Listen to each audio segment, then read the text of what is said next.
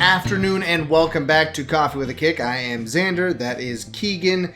And you know, as much as you would like to get all these picks correct for this weekend, Keegan, I'm sure the ones that you got wrong, you're not too distraught over missing them.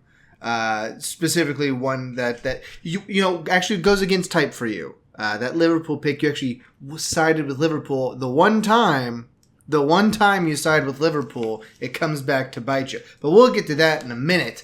First, we're going to... do you have anything to say before we get started? We're first. That's all I have to say. City is first. Top of the table. Top of the table. All right. That's... spoiler alert if you don't know. Man City's top of the table. On level, with no games in hand on anybody on anywhere. As far as the top of the table is concerned. First, though, we'll go to a bottom of the top of the table important match here. Newcastle defeats Tottenham 4-0 at home. And to be frank, Newcastle deserved it. They were the better side in this match overall. Their counterattack was popping off with Alexander Isak on this match day. Really nice job there with his 30th and 51st. Schär finishes off with a towering header there in the 87th minute to really put the nail in the coffin for Newcastle. And the middle goal there was just a little bit unfortunate, popping up there for Alexander Gordon. But I still thought Newcastle revitalized a little bit. You know, they had a bit of a... they are on a good spell here in the past couple match days. Granted, you know, they beat West Ham, which is a good result. They drew Everton, of course, because that's strange. Beat Fulham, and now, of course, they've beaten Tottenham. So good on them for coming back together and maybe putting some pressure on that fourth position. They've still got maybe putting pressure on the fifth place position. Still got a 10-point gap. That's going to be a little difficult to make up in the last couple match days. But yeah, what was your takeaway here from St. James's Park victory? Yeah, big deal for Aston Villa. I mean, very uncharacteristic for Tottenham.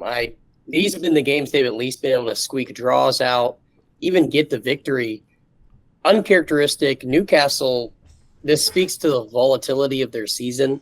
Mm-hmm. I mean, I think they were in 9th not too long ago, 9th or 10th, and now they're looking hot at 6th. And they could get the extra spot with, depending on what happens in the Champions League this week, they could end up being that team that sneaks in to the Europa League. So, yeah, pretty solid match for Newcastle.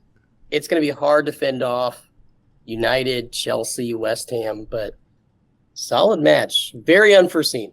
They actually bottomed out at 10th back at the end of match day. What match day is that? 28. And then they've gone on a little streak here and bumped up to 6th. So, yeah, a good turn of luck for Newcastle coming here. Then we'll go to one of the important one for the bottom of the table. Sheffield United loses at Brentford 2-0. A pretty finalizing result for the most part. A very Sheffield loss this one was. Yeah, I don't think it mathematically puts them out yet, but being down 10 points, they only have 6 match days left. So they're going to have to hope to win probably 5 of those, if not all of them, to have a chance to stay up. So it wasn't the mathematical nail in the coffin, but you just know that was it. Brentford, good on them. I think they might have secured safety with that win as well. I don't think in 5 match days that they'll drop 7 points. They could, but that felt like they that felt like it got Brentford safe and got United relegated. They would have to drop 7 points and 13 goal difference in order to drop below Luton at this point. And that does seem rather unlikely to occur. Yeah, bad day there for Oliver Arblaster. Yeah, that he got the own goal, and then he was the guy who let Onyenka peel off of him and get their last goal there in the 90+3 to put the nail in the coffin. Bad day for that young kid. But really, Brentford did deserve to win. I mean, Sheffield United's defense looked like Sheffield United's defense has all season, which was not into the game, really. And it came back to bite them once again. And, it's they need to go down. Like, they need to get that organized because they're not going to be any sort of competitive with how they're currently structured there in the back. I don't know if they're going to have to bring in some new talent or just figure out a better defensive scheme, but they aren't a Premier League side at this point, and especially in defense. And then we go from there to Burnley drawing Brighton Hove Albion in a there were only a couple minutes there in the really though, to be honest, Burnley looked really good in the first half. They looked really good in the first half. A lot of good chances. It was back to kind of that mid-season Burnley where a lot of good chances. They just didn't convert any of them. They didn't get their goal until the 74th minute.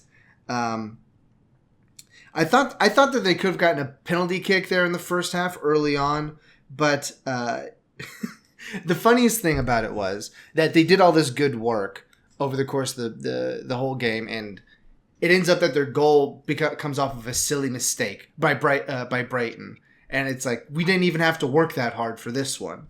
But one mistake gives way to another with the own goal there by Muric, their goalkeeper. Really, really stunning to just almost unfathomably poor timing on his part just to forget how to play soccer for a moment.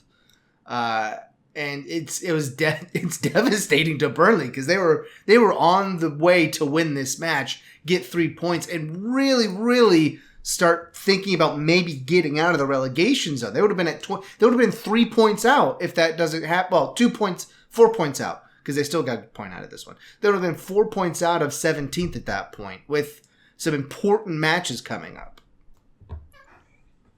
This was one of my 2 Saturday perfect picks. True. I felt like Burnley was going to get something out of it. Again, Brighton, very volatile. Not sure who's going to show up for their team. But Burnley, I think they played well enough to deserve a victory. The penalty shout, I think could have gone either way. But, I mean, to lose on an own goal in the 79th minute, to draw, that's tough. But they're still in it. They're 6 points away from 17th. And so there is a chance that they're in shouting distance. It's just, can they get a couple of victories? But, yeah, I mean, Burnley played well. They've been playing more than probably they're capable of the last 3 or 4 match weeks. Mm-hmm. Can they sustain it?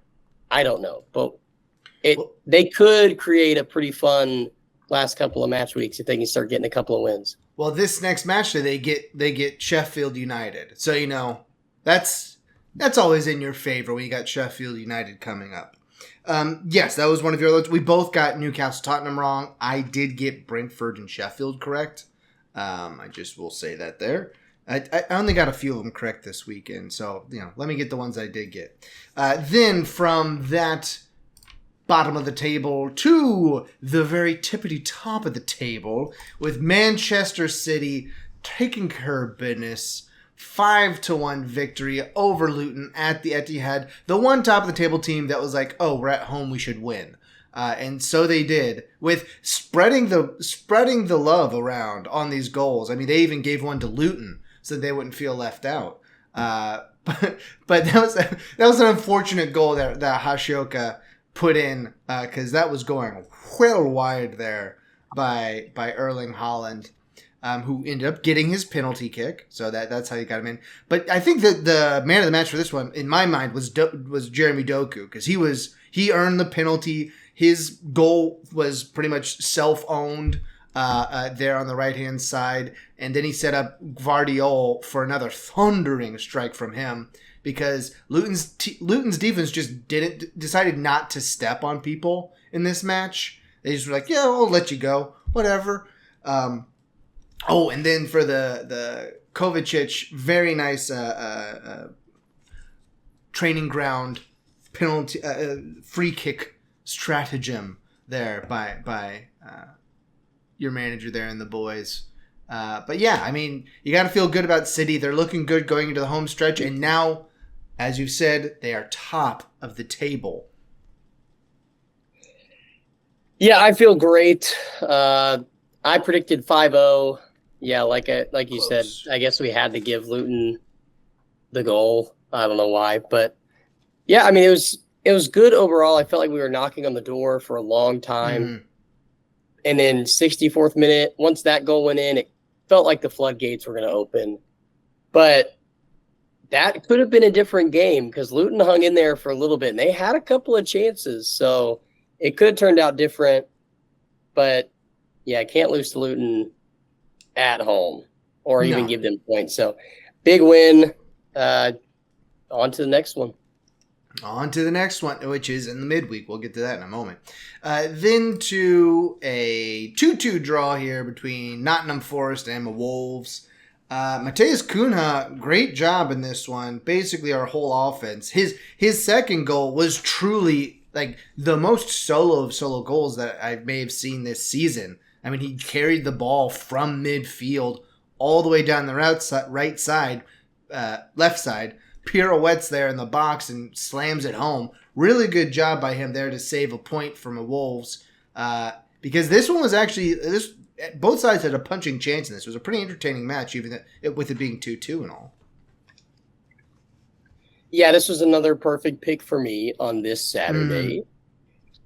It was hard to see Morgan Gibbs-White get a goal because you hate to see him score against the team that basically made him.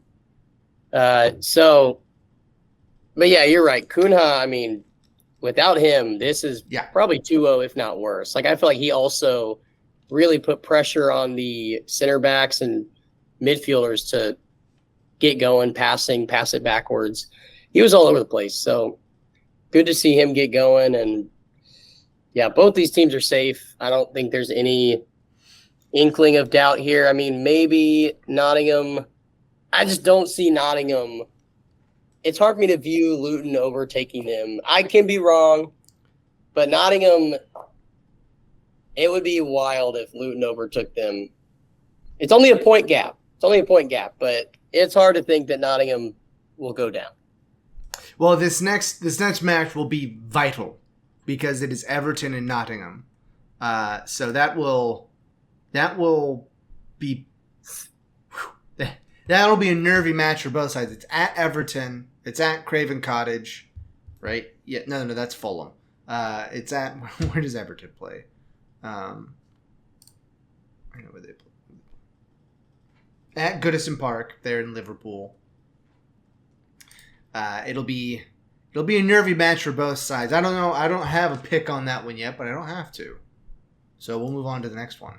2-2. My Wolves aren't playing for much right now. You know, we're playing for honor. We're still missing our star there, Neto. No, Pedro. What is his name? I don't know. He's been gone for so long. I miss him.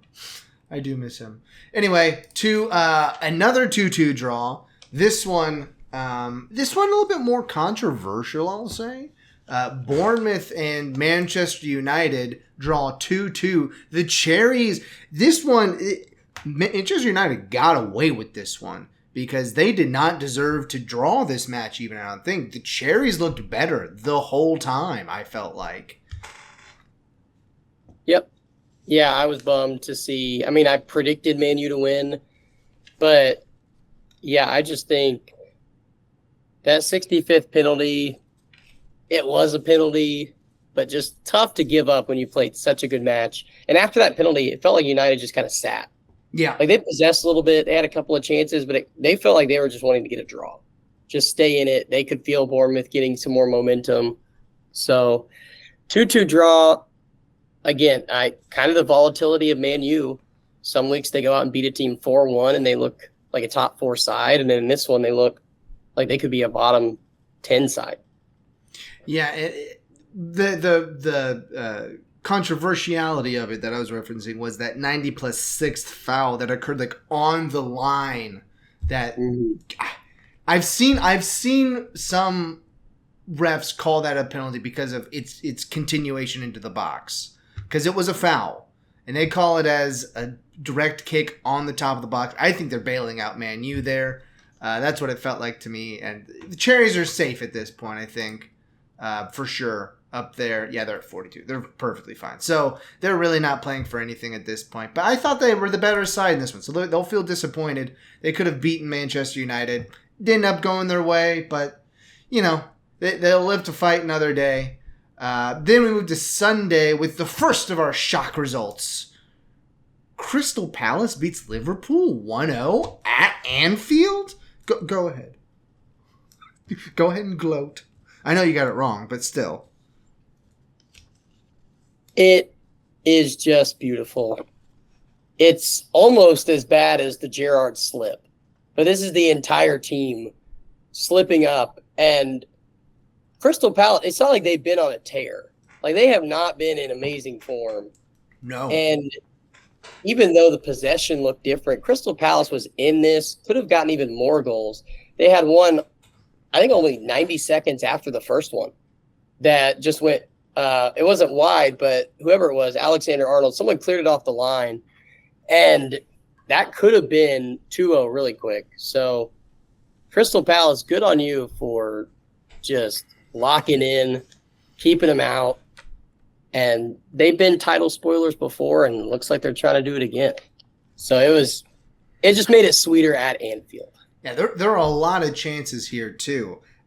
Curtis Jones wasted 2 great opportunities in the first. I think this is the first half. And then Nunez put like 3 should have been goals right at the goalkeeper. There were some saves. There were 2 or 3 saves on both sides of this that the goalkeepers knew nothing about. Like they just they did the classic get big, and the ball just hit them in the right space, mostly just like in the arm, so they didn't go in. But I thought Liverpool probably should have won this, but they just weren't converting like they normally would in goal scoring opportunities, and it could have been worse. And then 90 plus 7, they have a chance to draw it. Van Dijk puts in heads a well struck a free kick across the mouth of goal, and no one gets on the end of it. And I felt like that was Liverpool had a chance there to get the point at the end. They didn't come through. It may come down to something as small as that for this title race, because it is still tight up at the top, but now they're the ones chasing. And City, they don't like to slip up at this point in the season. They have a history of just winning when it comes to crunch time. And if City keeps winning, there ain't nothing you can do about it.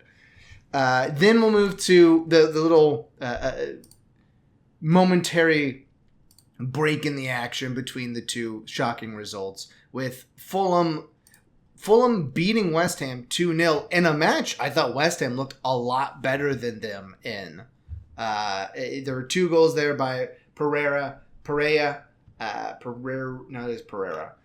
with 9th and then 72nd minute. Where are my notes for this one? There it is. Kudus should have scored in the 3rd. This could have gone a lot different. Kudus should have scored in the 3rd, but he tried to blast it instead of place it in front of the goalkeeper, and it ended up not going in. I think that could have obviously changed the match substantially. And then it was a mistake that gives Fulham the first goal, but the second one was just a fantastic ball across by Iwobi there on a counter, a well-worked counterattack by Fulham on West Ham, and it sealed the match for him. Then there was a very scary moment there, I think in the 85th, where Earthy,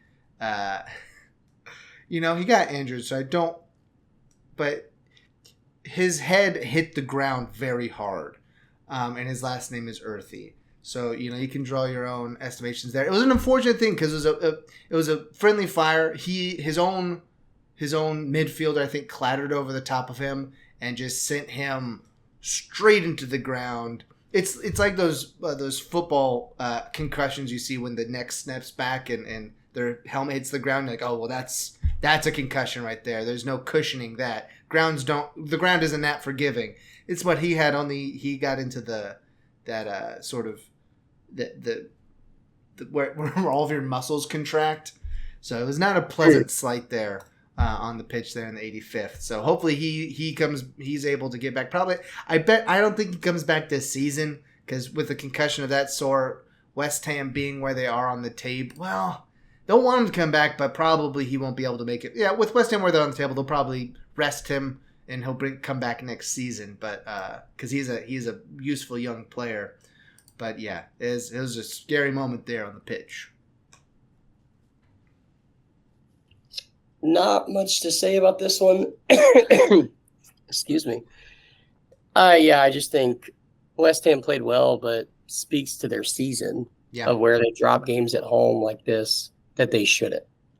So, despite almost scoring, despite injuries, I think they got to pull this one out at least to a draw. Yeah. It felt like they were the better side, clearly the team that should be winning, and Fulham just took advantage. So, not a lot to say, but West Ham is being West Ham. And then to the other shocking result, Arsenal loses 2-0 at London's at Emirates Stadium in London against Aston Villa. You know, I said going into this one, you did pick. Neither of us got the West Ham pick correct. You got this one correct because you did think Arsenal would lose. We both missed the Bournemouth and Liverpool. I went 3-7. You went 4-6. So back to back, we're a little bit mediocre this week. But in this one, you know, it was strange because I felt like Aston Villa played the same match strategy for the most part that they did against City last weekend. Only this time it worked. It was just, I don't know if that speaks to the ability of Arsenal's attack to unlock defenses as opposed to City's, but it felt more like they were just a touch off on the attack than anything that they were doing necessarily wrong. You know, because they had their chances, but it was everything was half a meter off here, half a degree off here, half a degree off there, and then Aston Villa took advantage of their chances when they had them. Where is that? Yeah, the goal, 84th minute, Leon Bailey gets his goal. That was the first time that Arsenal had trailed this calendar year. They had not trailed this calendar year until the 84th minute goal. And then to seal it up, perfect counterattack there in the 87th minute with Ollie Watkins. Bent his run perfectly. He was on his half, so he couldn't be offsides. Great ball forward and, you know, seals it for Aston Villa, where I said I would feel good about this if they were at home and they could probably win 2-0. I was like, they're away, so they're not, and they do it anyway. So great, thanks Aston Villa. Why didn't I think better of you? Yeah, I mean, you hit nail on the head. I mean, they just sat back. They flustered. Once Arsenal got to the final third, Aston Villa was jumping at almost every ball, trying to swarm them, not let them get that final pass. And patience is persistent, and it works out because 84th and 87th minute, they just jumped on Arsenal. Obviously, after the first one, Arsenal was really trying to get a goal, and it's just another good goal from Aston Villa, and I enjoyed it. Again, so much sweeter because it's at the Emirates, and their fans got to watch them lose the title in that moment. Yeah. Because with the goal difference how it is, City now has more goal difference than Liverpool, and they're only 5 away from Arsenal. So if City get a couple of big wins and Arsenal keeps it close, as long as City only draws one moving forward, they'll still win. So we'll see. I'm not going to get ahead of myself, but it was a sweet victory for Aston Villa. That is certainly from the City perspective. And then we get to, I guess this is another shocking result, mainly because just like Manchester United, you never know what Chelsea team you're going to get. 6-0 victory over Everton here with Cole Palmer getting a hat trick within the half hour. And I didn't have a lot of notes on this because it was just sort of an onslaught. But the third goal in particular was rather embarrassing for Everton. That was my note. I don't know what happened. I can't remember what happened exactly because there were 6 goals across the match. But it was, Everton looked like they were near the bottom of the table on this one for sure. And it's a poor sight to see when Everton goes down 6-0. Really hurts their goal difference. That doesn't matter too much at the bottom of the table because really it's going to come down to points for Luton and Burnley. We won't discount Burnley yet. But, shocking result from yesterday. 6-0. Yeah, it was a classic Sean Dyche match. I will say that. Like, he is the perennial, when we play the top 5 teams, we will let them score as many as they want. Disappear. But we are going to draw and win the games that we need to. So, obviously, I had picked 1-1. I thought it was going to be a bit more defensive. But, yeah, I mean, Everton's going to need to pull their bootstraps up for next week against Nottingham. Yeah. And Chelsea, we'll see if they can keep the momentum. But 6 goals, like that. At the very least, it's good momentum for next year. I did really need that because if I had gotten this one wrong, I would have been 2-8 on the week, and that would have been tough. That would have been tough. Tough to come back from there. But yeah, that's the week that was match day. What are we on? 32, right? 33, something like that. Match day 30. Match day 33. Yes, because City has to make up their match, and Arsenal and Liverpool have to make their match from that FA Cup weekend where they didn't. FA Cup? Carabao Cup? Yep. FA Cup. FA Cup. Yeah. But we have a very important weekend coming up. But before we get there, first we have to talk about the Champions League, guys. The other half of the quarterfinals is coming up later today and tomorrow, with the Wednesday matches being Tuesday this week and the Tuesday from last being Wednesday this. So we will go ahead and let's see. First up, so Barcelona and PSG, with Barcelona leading 3-2 on aggregate. And then Dortmund is trailing 1-2 against Atletico Madrid on aggregate. Do you think the yellow wall comes through enough for Dortmund to pull this out? Do you think that Kylian Mbappe carries through PSG? What say you? I think Dortmund at home has been really good. Atletico Madrid also been very good domestically, and obviously they won last week. I think I'm going to give it to Dortmund for being at home. I think having the reverse fixture at home is a big advantage. You're only down 1 goal. The away goals don't matter anymore. Mm-hmm. So that's also a huge. So I have them winning 3-1. I think they get a couple of first half goals. Atletico Madrid gets one back, and then Dortmund just pounces on them at the end. I think 3-1. Barcelona, PSG, I want this to be a defensive 1-1 draw. I think it goes 3-3. Whoa. I think both teams really like to score. Both teams have been scoring a lot recently. Neither side looks convincing at all in the back. So I'm going 3-3. I think Barcelona advances with the draw. And so, yeah, Dortmund, Barcelona, those are my 2 moving forward. Dortmund and Barcelona moving through. I have it as, I think that you had a late goal going to Dortmund. I've got it reversed of that. A 2-2 draw between Dortmund and Madrid, with a late goal breaking Madrid's way, pushing them through to the semis. But I also have Barcelona going through. I have them going through 2-0. I have them going through 2-0. I think that they focused more on a counterattack in this one and get PSG coming at them. They get to flip the script on them a little bit and get some balls over the top to go and take that one 2-0. And have it be a pretty tidy path into the semifinals, which, we wouldn't have expected at the beginning of this Champions League season. I don't think Barcelona make it through to the semis, but hey, if you're playing well, you can win matches. As crazy as that sounds. Then to Wednesday, the draw side, of the aggregates. We've got City and Real 3-3 on aggregate, so it's a 0-0 winner-take-all scenario.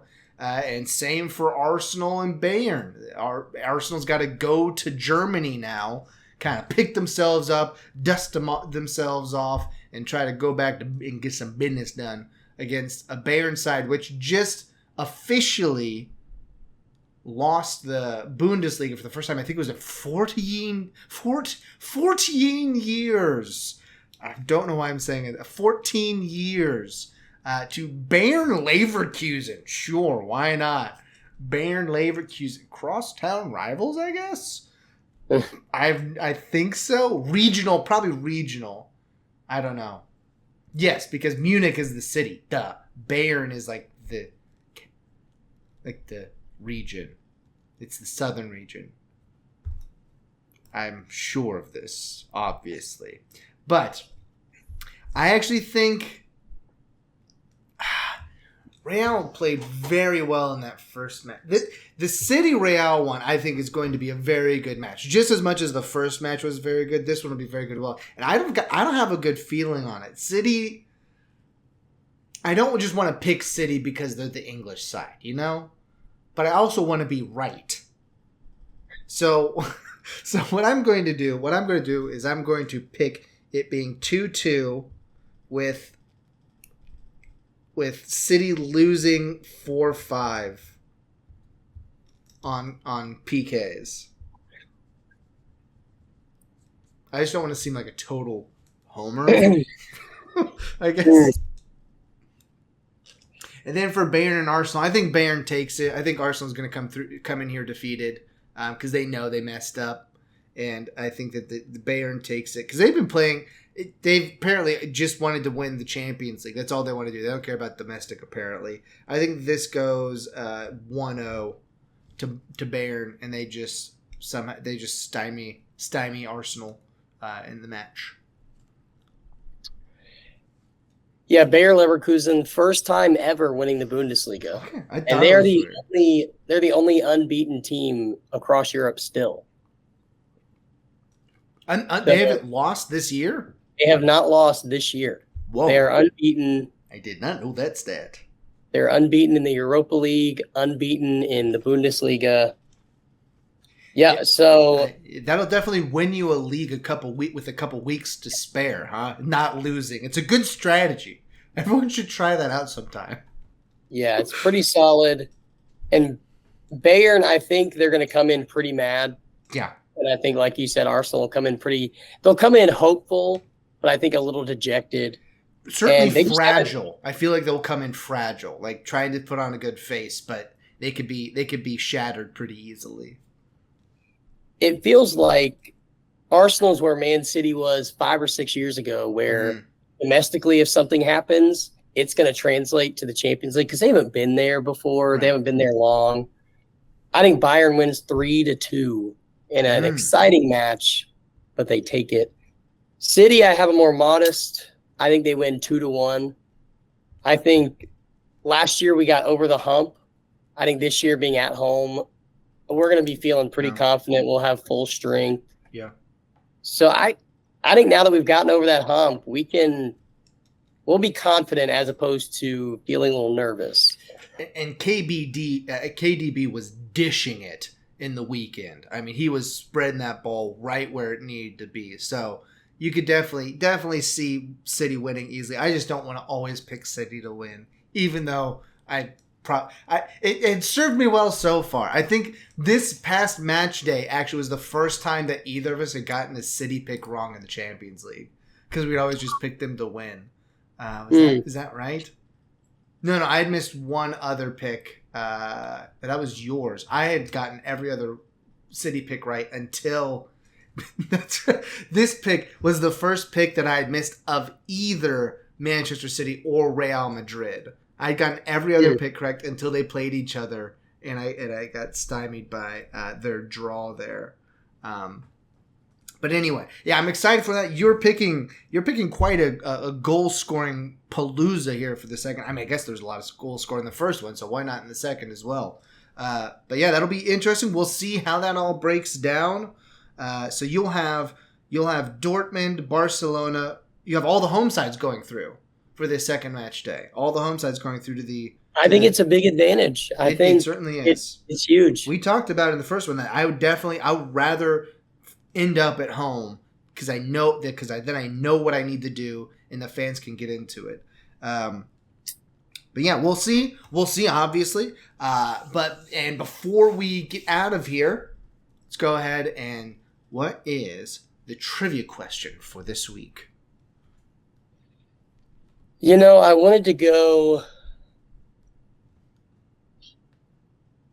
in honor of Bayer Leverkusen. So this is already a hint. In honor of Bayer Leverkusen. It's going to help so much. Who scored the longest Premier League goal from open play? Who scored the longest Premier League goal from open play? So can't be from like a direct kick or a goal kick. It's got to be from open play.